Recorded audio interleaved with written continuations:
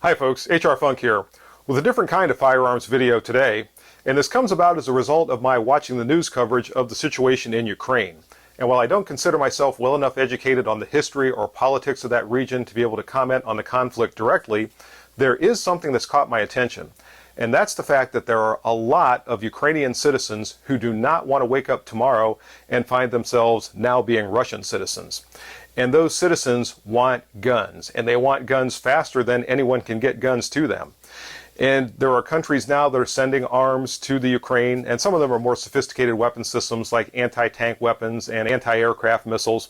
But the average citizens are receiving guns and being issued guns that look just like these.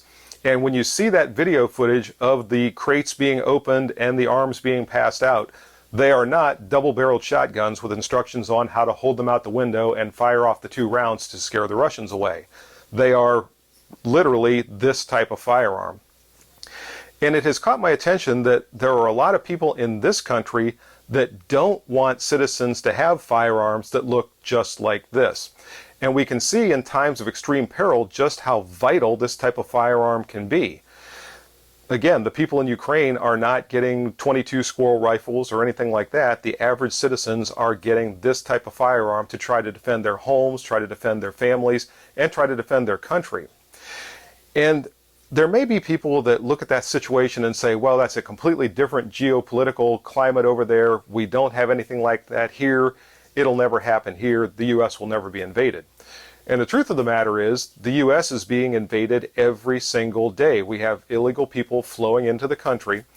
And is it such a stretch to think that none of those people would ever have the idea of deposing our government and trying to reestablish something more to their liking?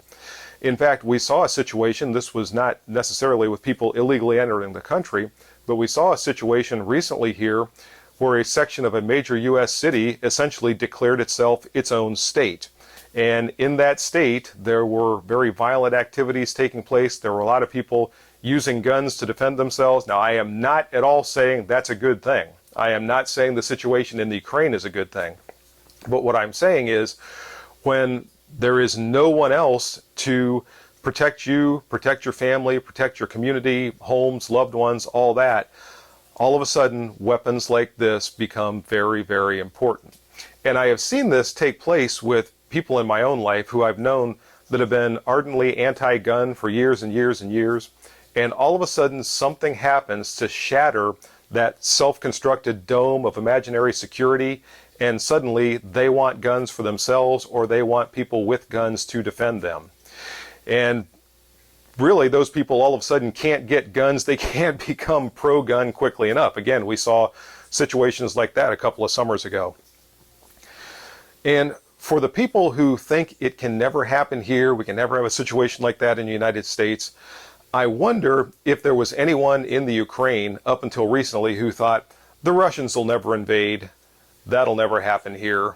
And I also wonder if now those people are trying to get firearms just like this to be able to defend themselves, their homes, their family, and their country.